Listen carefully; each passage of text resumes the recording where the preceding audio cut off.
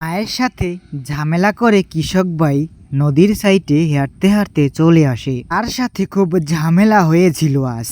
সে এইখানে এসে দাঁড়িয়ে পড়ে, কিন্তু তার মা তাকে খুঁজতে খুঁজতে এই পর্যন্ত চলে আসছিল। তো কৃষক ভাই আর বাড়ি ফিরবে না ভেবে সে ওখান থেকে চলে আসে ঝগড়া করে। পর তার মায়ের সাথে ঝগড়া করে কৃষক ভাই এইখানে এসে দাঁড়ায়। সে এইখানে দাঁড়িয়ে পড়ে। কৃষক ভাই এখানে বসে অনেক কিছু ভেবে ফেলেছিল। সে বাড়িতে যাবে না, আর সে এখন শহরে বন্ধুর কাছে যাবে ভাবছে। তার কাছে গিয়ে কাজবাজ করে ওইখানে থেকে যাবে। গ্রামে আর থাকতে ইচ্ছা করে না। এখন ভাবছি শহরে যাব। এখানে বসে বসে কিছুই করতে পারছি না, পারি না কাজ করতে, পারি না ইনকাম করতে, খালি ঝগড়া। এসব বাদ দিতে হবে। আমার আর গ্রামে পরাণ টিকতেছে না। এখন ভাবছি আজই শহরের উদ্দেশ্যে রওনা দিব। তা শেষ করতে না করতে তার মা খুঁজতে খুঁজতে তার কাছে চলে আসে। ওইখানে এসে দাঁড়িয়ে পড়ে। বোকা, এভাবে রাগ করিস কেন? আমি তোকে ভালোর জন্যই তো বলেছিলাম। তুই এভাবে রাগ করে চলে আসবি ভাবিনি খোকা। মার উপর রাগ করে থাকিস না। চল বাড়ি, এখন আর চুপ থাক তুই। ঠান্ডা মাথায় ভাবার চিন্তা কর খোকা, তাহলে দেখবি কোনো বিপদ হবে না। ঠিক আছে খোকা, রাগ কমিয়ে বাড়ি চল। কৃষক ভাই মায়ের কথা শুনলেও তার মন ঘুরে যায়। সে প্রথমে যেটা ভাবতেছিল সেটা করেই ছাড়বে। সে তার কথা শুনলেও সে ভাবতেছিল যে এখান থেকে কোন সময় যেতে পারবে।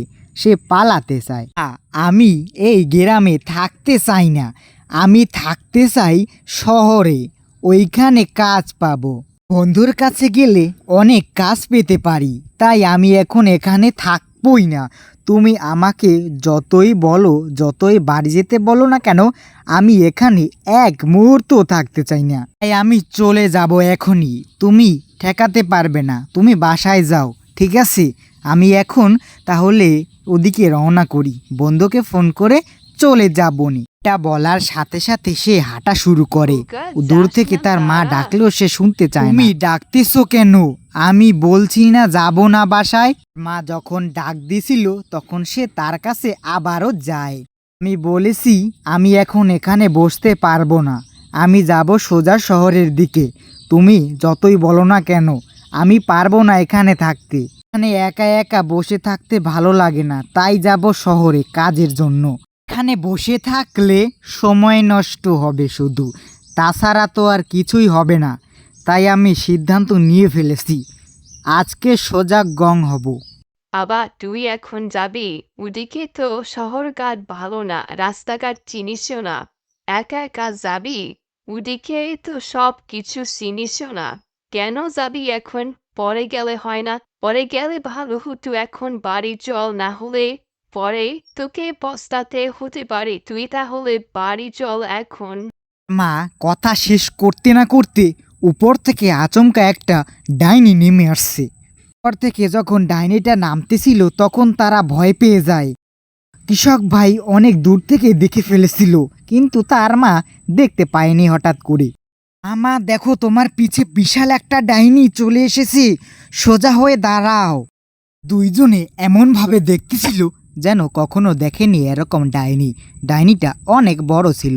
আরে তুই কে? এখানে আচমকা চলে এসেছিস কি করে? তোর কোনো কাম নেই নাকি? তোর ভয় নেই? তুই এখানে এসেছিস? তুই যদি বাঁচতে চাও তাহলে পালা। ডাইনিটা ছিল খুবই চালাক, তাদের দুইজনকে একটু বোকা বানাচ্ছিল। একবার এদিকে একবার পিছনে এদিক ওদিক ঘুরতেছিল। তারা দুইজনে দাঁড়িয়ে থাকে, ডাইনিও দাঁড়িয়ে থাকে। এখন ডাইনিটা চাচ্ছিল একেবারে ঘুরে তাদেরকে মারতে, কিন্তু পারেনি। যেহেতু সে একটু ঘোরাতে চেয়েছিল, তার কারণে সে আরও ভাবে ঘোরাতে চায়। সে ডাইনিটা হাতে তরোয়াল নিয়ে ঘোরাবে, সে এদিক ওদিক করবে, কিন্তু সে ওইখানে হাওয়ায় ঝোলে ভাসতে থাকে। কিন্তু ডাইনিটা প্রথমে কৃষক ভাইকে মারতে চেয়েছিল, কিন্তু কৃষক ভাই সেটা বুঝে ফেলে। কৃষক ভাই ডাইনিটা প্রথমে দেখে সে দৌড় দেবে ভাবছিল, কিন্তু সেটা সে করে। এই ডাইনিটা পিছে যখন চলে আসছিল তখন কৃষক ভাই অনেক ভয় পেয়ে যায় এবং সে ওখানে তার মাকে ফেলে রেখে সে পালিয়ে যায় ওখান থেকে খুব দ্রুতর সাথে এক দৌড়ে ওখান থেকে চলে যায়।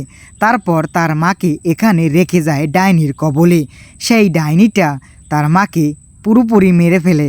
তারপর সেই কৃষক ভাই ওখান থেকে দৌড়ে আর একটা জঙ্গলে প্রবেশ করে ফেলে। এখন ভাবছি এখান থেকে চলে যাব। এই জঙ্গলটা ভুল পথে ঢুকে পড়েছি, এখান থেকে মনে হয় পথটা শুরু হয়নি। তাই আমি এখান থেকে ঘুরে গিয়ে ওপাশ থেকে আসি।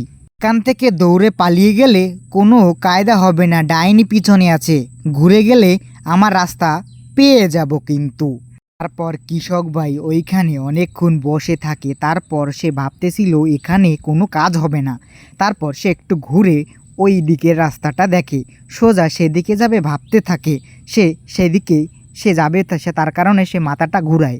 সে ওইখানে আর বসে না, কারণ এই রাস্তাটা ভুল দিকের রাস্তা, এখানে বসলে যেতে পারবে না। তাই বেশি দেরি না করে তাড়াতাড়ির সাথে সে মাথাটা ঘুরিয়ে ফেলে এবং এই দিকের 3টি রাস্তার মধ্যে একটা রাস্তা বেছে। কিন্তু এই রাস্তাটা সোজা মনে হচ্ছে।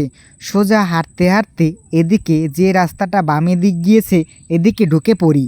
নদী বাজবে বড় নদী, আমি জানি এই নদীটা ছোট, তাই দেখে বুঝে ফেলেছি সোজা রাস্তাটিকে এবার ব্যাকা করতে হবে। হাঁটা শুরু করে। কৃষক ভাই সামনে এসে দেখে বিরাট বড় খাল।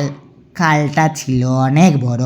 খালটাকে কিভাবে পেরোবে সেটা সে বুঝতে পারছে না। দাঁড়িয়ে পড়ে এইখানে আসে।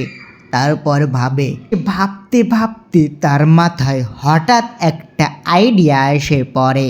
চিন্তা করে যে এখন লাফটা দেবে, কিন্তু কোথায় গিয়ে পড়বে সেটা সে বুঝতে পারে না। তারপর সে আবারও ভাবে যে আমি এখান থেকে এভাবে লাফ দিলে কোথায় গিয়ে পড়ব, কিন্তু পা যদি ভেঙে যায় ভয় করে তার। এখানে আর বসবো না, জোরে একটা লাফ দিই। নদীর ওপাশে যেতে হলে লাফ ছাড়া গতি নাই। এখানে আমি জোরে একটা লাফ দিলে বেশি ক্ষতি হবে না, তাই এখানে বসবো না।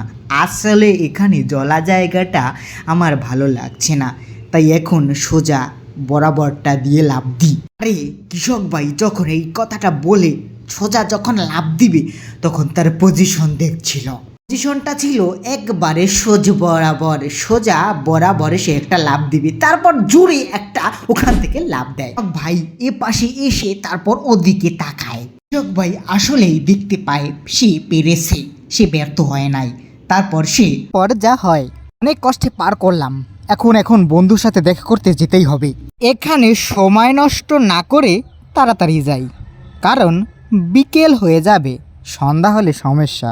কারণ বন্ধুর সাথে দেখা করে আমাকে বাড়ি ফিরতে হবে। তো বাড়িতে মা বাবা রয়েছে, কারণ দেরি করে আসলে মা বাবা রাগ হবেন। তারপর কৃষক ভাই একটু পিছে ঘুরে হাঁটা শুরু করে। সেই হাঁটতে হাঁটতে জঙ্গল পেরিয়ে পরের জঙ্গলে পা দেয়। সূর্য ডুবতে বসেছে, পারল না সন্ধ্যার আগে যেতে, সন্ধ্যা হয়ে যাবে এখনই মনে হচ্ছে। তারপর কৃষক ভাই ওখানে একটু দাঁড়ায়। সন্ধ্যার আগে আসবো ভাবছি, পারলাম না সন্ধ্যার আগেই যেতে, তার সন্ধ্যা বানিয়ে ফেললাম এখানে বসে। আমার মনে হচ্ছে আজ বন্ধুর সাথে দেখা হবে, কিন্তু কথা বলাটা ঠিকভাবে হবে না। কৃষক ভাই চেয়েছিল তার বন্ধুর সাথে দেখা করে একটা জঙ্গলের ভিতর যাবে, তারপর সে গিয়ে বন্ধুর সাথে সেখানেই চলে যায়। রাত বাজ তখন 1টা। তারা দূরে কি জন্য একটা দেখতে পেয়ে শব্দ টের পেয়ে দাঁড়িয়ে পড়ে দুইজনে। তারাও একটু ভয় পায়। বন্ধু ওইখানে দেখ, একটা হাওয়ায় একটা মানুষ ভেসে যাচ্ছে। এ তুই দেখতে পাচ্ছিস? ওই যে দূরে বিলারটার কাছে। তারপর বন্ধু যা দেখে তাকে যা বলল, হ্যাঁ আমিও দেখতে পেরেছি, চল চল কাছে চল, ওখানে চল, ওখানে গিয়ে পরিদর্শনটা করি মোরা, তাড়াতাড়ি চল, তুই আর আমি যাই, চল। দেখতে পায় একটা ডাইনি আর একটা মানুষকে টেনে নিয়ে যাচ্ছে। তারা দেখতে দেখতে দৌড়াতে দৌড়াতে পিছু করতে করতে আসে, এসে দাঁড়ায় ওইখানে। এইখানে তো একটা স্কুল রয়েছে, তার সামনে এইসব লোকজন নেই নাকি? না, স্কুলটা বন্ধ। কিছু জানিস না তুই? তো এইখানে থাকি না, তুই তো থাকিস, তুই কিছু বল, এখানে কি হয়েছে? এখানে স্কুলটা বন্ধ কেন এতদিন? আমি কিছুই জানি না, সব ঘটনা যখন ঘটে যায় তখন বন্ধু দেখে ভয় পেয়ে যায়। কৃষক ভাই তো কিছুটা কথা বলেছিল সাহস করে তাকে, কিন্তু তার বন্ধু তাও পারেনি। এতটা পরিমাণ ভয় পেয়েছে ডাইনিটার শূন্য ভাষা অবস্থা দেখে। তাদের হার্টবিটটা ধুপুক ধুপুক করতে থাকে। তারপর তারা ওইখানে দাঁড়িয়ে পুরো ব্যাপারটা একটু চিন্তা করে। পুরো ব্যাপারটা তখন তারা চিন্তা ভাবনা করে কিছুই বের করতে পারে না। দুইজনেই তারা ভয় পেয়ে ওইখানে দাঁড়িয়ে থাকে। একেবারে অন্ধকার, সাথে টর্চ লাইটও নেই। তারা দুইজনেই প্রায় আতঙ্ক হয়ে আছে ওই জায়গাটায়। ডাইনিটা যখন যাকে টেনে নিয়ে গেছিল সেই লোকটা হেঁটে আসছে তারা দেখতে পায় এবং দেখে যে এটা কিভাবে সম্ভব, এ কিভাবে আসলো, এ তো সে ডাইনির হাতে মারা গিয়েছে। তারপর সেই লোকটা তাদের সামনে এসে দাঁড়িয়ে থাকে, খুবই ভয়ঙ্কর দেখতে। সে কেমনে জনি তাদের দিকে তাকিয়ে থাকে। এই বাবু, কোথায় যাচ্ছেন আপনারা এত রাতে? আপনাদের তো খুব সাহস। এই জায়গাটা ভালো না তো বাবু, জায়গাটা মোটেও ভালো না। দিনকার তিনজন এসেছিল ঘুরতে, প্রাণ নিয়ে যেতে পারেনি।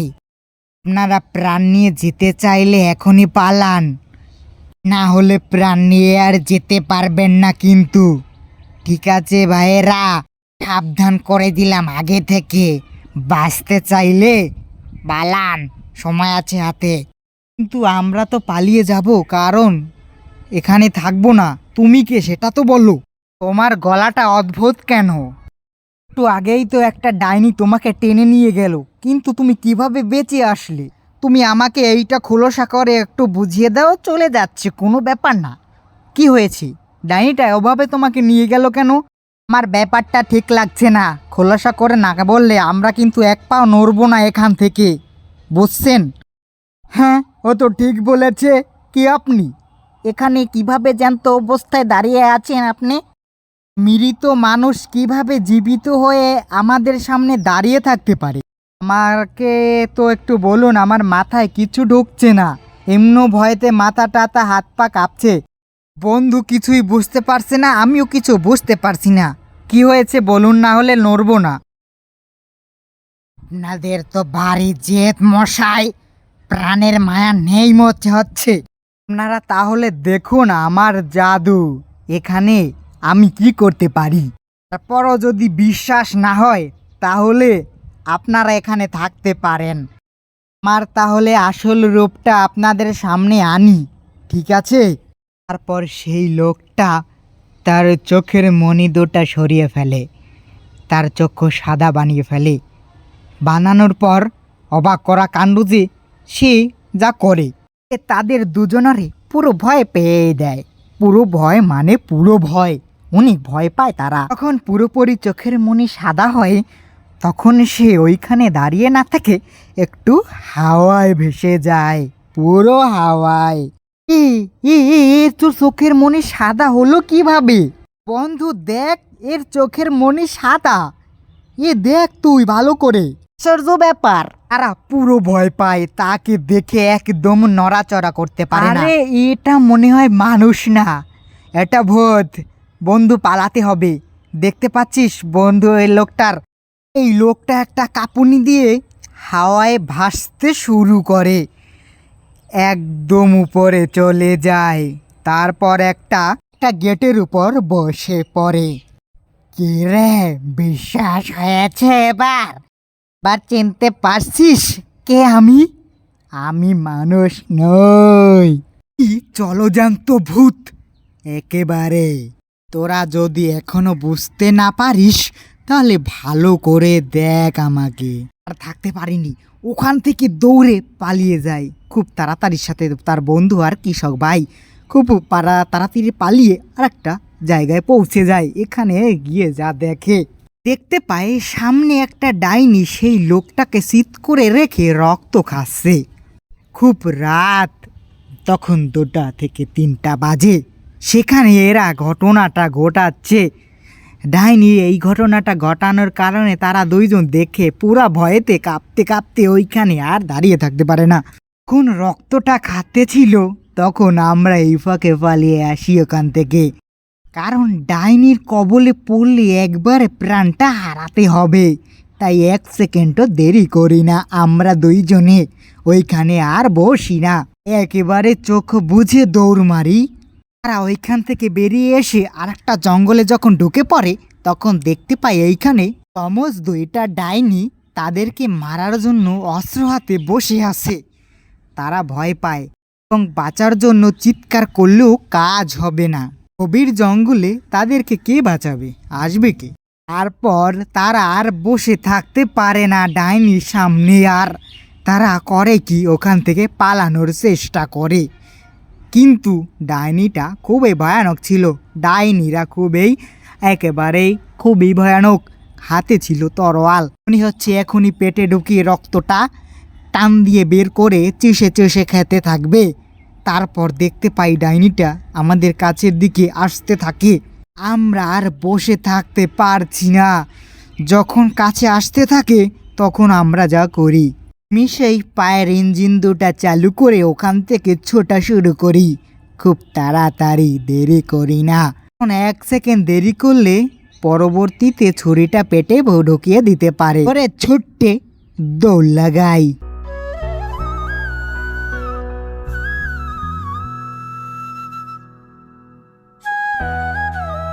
ছেলেকে হারিয়ে কৃষক ভাই খুঁজতে খুঁজতে জঙ্গলে চলে আসে। কৃষক ভাই তাকে 1 দিন ধরে খুঁজে পাচ্ছে না, বাড়িও যাচ্ছে না। ছেলেকে হারিয়ে ফেলেছি, খুঁজে পাচ্ছি না। তাকে খুঁজতে খুঁজতে এখন চলে এসেছি জঙ্গলের এদিকে। গ্রামটা ছেড়ে অনেক দূর। আমি কোথায় খুঁজবো তাকে, কেমনে পাবো তাকে? খুঁজতে খুঁজতে হয়রান। এখন কি করব?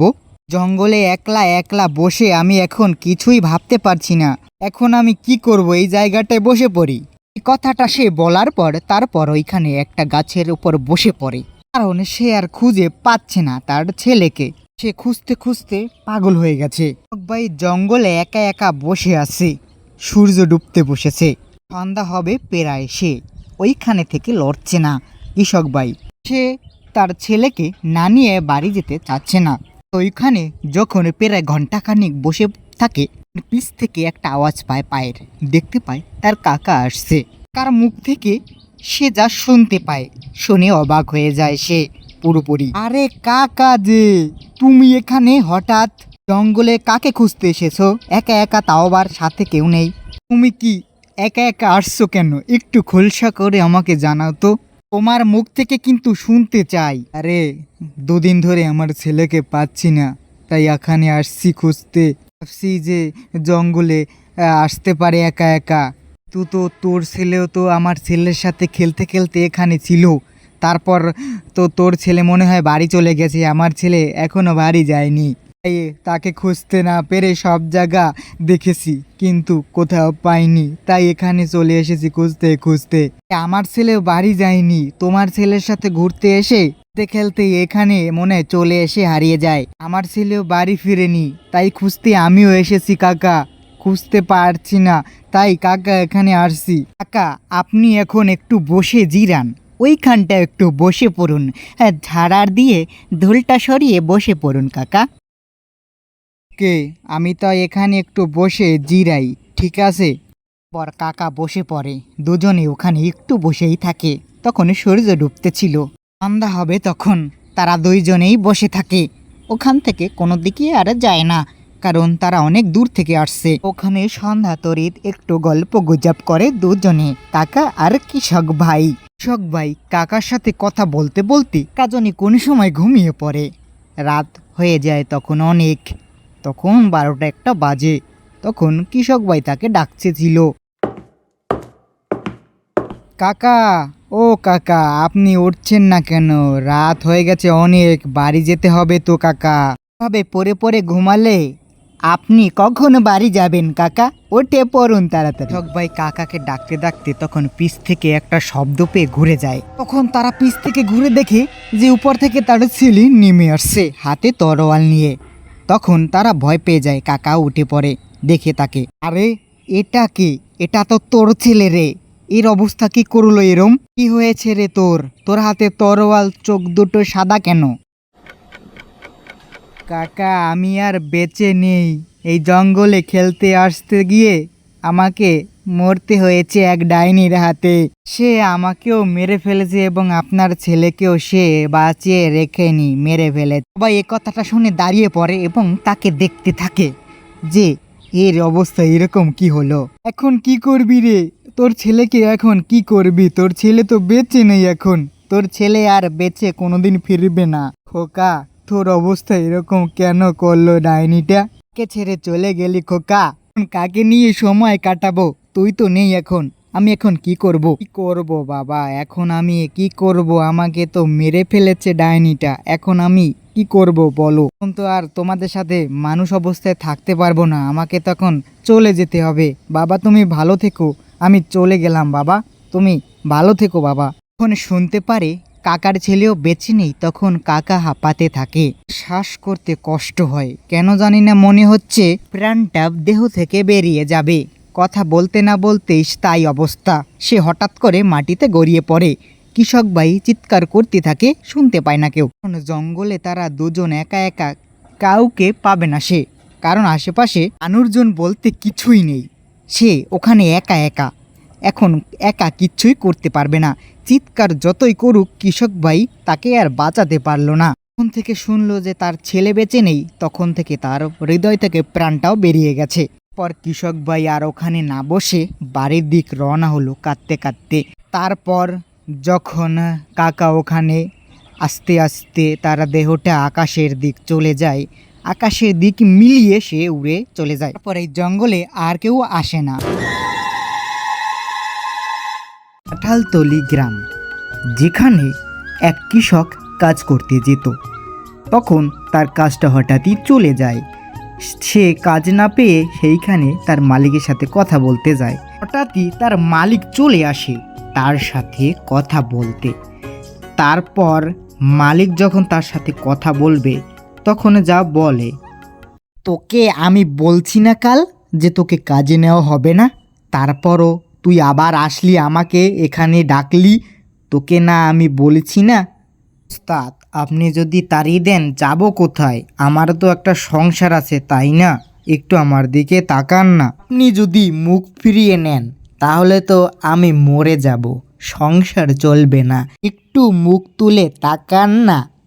তোমাকে আমি বলছি, তোমাকে আমি কাজ দিব না, কোনো দয়া করতে পারবো না। তুমি সেটা না শুনে তুমি আমার সাথে দেখা করতে এইখানে চলে আসছো। আমাকে একটা কাজ না দিলে কি করে খাবো? আমাকে একটা ছোট কাজ দিন না। একটা ছোট বড় যে কোনো কাজ আমি জানি, আমার অভিজ্ঞতা আছে। একটু দয়া করুন আমাকে, একটু আমাকে দেখে একটু মুখ ধরে তাকান। ওর মতো কাস্টমার আমার ঘন্টায় ঘন্টায় আসে এবং চলে যায়। এরকম কাস্টমার আমি প্রতিদিন পুষি রে। তোর মতো কাস্টমার আমার দরকার নেই, চলে যা। আচ্ছা, আপনার এই কাজটা লাগবে না, আপনি বড় কাজ দিন, কোনো কোনো একটা শক্ত কাজ দিন, আমি সেটা করে দিই। আমাকে একটা ভালো কাজ দিন বা কোনো কঠিন কাজ দিন, আমি সব পারি। আচ্ছা, তাহলে তুই আজ রাত 10টার পরে ওই সমুদ্রের কানার ধারে আসবি, ওই নদীর ধারে আসবি, ঠিক আছে? আচ্ছা ঠিক আছে, আসতে পারবো, সমস্যা নেই। কিন্তু রাত 10টায় নদীর ধারে কী কাজ? আমাকে কি কোনো শক্ত কাজ করতে হবে নাকি? এমন কি কাজ যা নদীর ধারে এসে করতে হবে আমাকে? কি একটু বলুন তো। আমি সেটা তখনই বলবো যখনই তুই নদীর ধারে আসবি, তখন খুলে বলবো, এখন বলবো না। তুই এখন বাড়ি যা, তাড়াতাড়ি ওইখানে চলে আসিস। আচ্ছা ঠিক আছে, আসবো। রাত্রির 10টা হে আবার। ঠিক আছে ঠিক আছে, আমি আসবো, অনেক সমস্যা নেই। আপনি যখন বলছেন, একটা কাজও দিচ্ছেন, ঠিক আছে, ওই কথাই রইলো। আজ রাত 10টায় নদীর পাড়ে দেখা হচ্ছে, ঠিক আছে? চলে এসো। ঠিক আছে, তোমাকে বিদায় জানালাম। ঠিক আছে ওস্তাদ, আমি আসবো নে, আপনি ঠিক সময় আইসেন। 10টার দিকে আজ আইসেন, আমি আসবো নে। আচ্ছা ঠিক আছে, তাইলে আমি এখন যাই। আপনি ভালো থাকেন ওস্তাদ, আপনার জন্য ধন্যবাদ। তারপর তারা কথা শেষ করে কৃষক ভাই চলে যায় আর তার ওস্তাদও চলে যায়। সে বাড়ি আসে, রাত হয়ে যায়। বাড়ি আসতে আসতে যখন রাত হয়ে যায় তখন আর ওখানে বসে না। 10টা বাজতে চললো, তখনই বউকে বলে তখন যাবে। বউ, ও বউ, বাড়ি থাকলে বের হও, কথা আছে, তাড়াতাড়ি এদিকে আসো, কথা শুনে যাও। তোমার সাথে কিছু কথা আছে, তাড়াতাড়ি এদিকে আসো। পর তার বউ টিপি টিপি পা পা করে আসতেছে। আস্তে করে আসার পর তাকে জিজ্ঞেস করলো, তোমার আসার সময় আর হলো না না? এখন আসছো, আগে কই ছিলা? একটু কাজে গিয়েছিলাম। তা তুমি কি করো? আমার এখন কাজ আছে, একটু যেতে হবে। তুমি তাড়াতাড়ি আমার ব্যাগটা দিয়ে যাও তো। রাত্রে যাবা কোথায়? রাত বাজে 10টা, এখন কোনো কাজ নেই। তুমি তাড়াতাড়ি বা ঘরে ঢোকো তো। এখন কাজের কোনো কাজই করা লাগবে না তোমার, এখন কাজ যেতেই হবে না। আরে আমার কাজটা চলে গেছে, আমার আগের চাকরি নেই, এখন আমার নতুন কাজে আমাকে আবার যেতে হবে। ঠিক আছে, তুমি ব্যাগটা দাও। কিন্তু তার বউ তার কথা শোনে না। তারা দুজন ঝগড়া করা শুরু করে। ঝগড়া করতে করতে তার বউ তাকে অনেক কথা শোনায়। তারপর সে রাগ হয়ে ওখান থেকে চলে যায়। সে আর ওখানে বসে না, তার বউর উপর রাগ দেখিয়ে সে ওখান থেকে খুব তাড়াতাড়ি চলে যায়। সেই নদীর ধারে, যেখানে সে কাজ পেয়েছে, সে নদীর ধারে পৌঁছে যায়। এই নদীর ধারে আসার পর দেখতে পাচ্ছে না কাউকে। কেউ আছো নদীর ধারে? পার করো একটু আমাকে, একা একা বসে আছি আমি এখানে, আটকা পড়েছি। কেউ আছো নদীর ধারে? আমাকে ওপার যেতে হবে তো, পার করো, তাড়াতাড়ি আসো। আর গলা চিৎকার করতে থাকে সে। চিৎকার টের পেয়ে একটা লোক আসে, তার সাথে দেখা করে। এ ব্যাপার, তুমি এত রাতে এখানে কি করো? এখানে আসা বারণ। তুমি মনে হয় কিছু জানো না, এখানে ভূত আছে, বড় বড় ভূত। পালাও এখান থেকে। তোমার মতো আমিও আটকা পড়ে গেছি, তুমি আমাকে বাঁচাও। এখানে একটা অভিশপ্ত ভূত আছে। তুমি কি বলছো? এখানে ভূত আছে? কই, আমাকে তো এখানে একজন আসতে বলছে।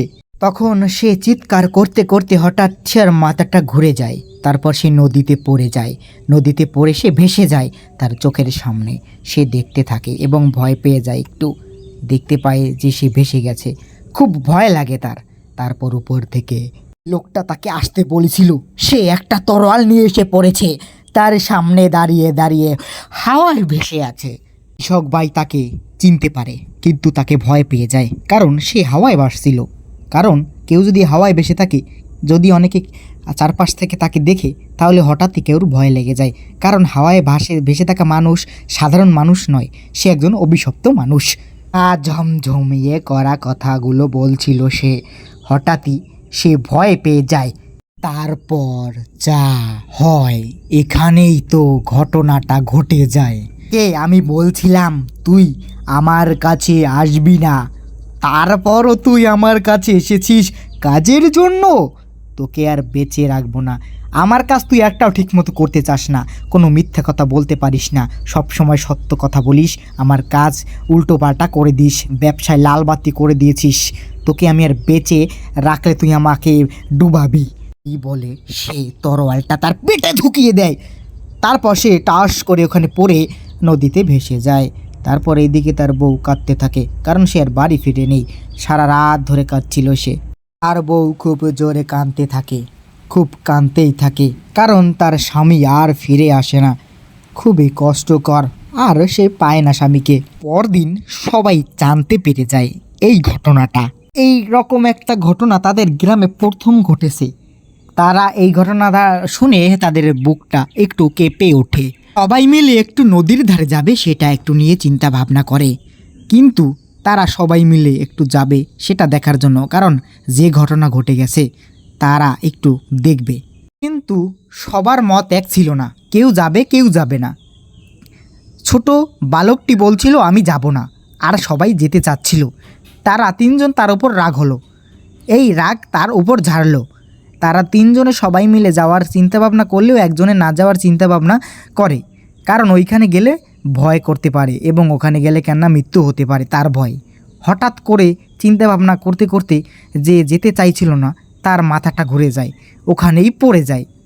তারা দেখে অবাক হয়ে যায় যে এখানে ও পড়ে গেল কেন। তারপর তারা ওইখানে দেখে ওকে ফেলে রেখে পালিয়ে যায়, কারণ তাদের মাথার মধ্যে অন্য বিষয়ে চিন্তাভাবনা করে, যেটা দেখার পর তারা অনেক ভয় পেয়ে যায়। হঠাৎ করে মাথা ঘুরে সে পড়ে যায়, সে যেতেই চাইছিল না।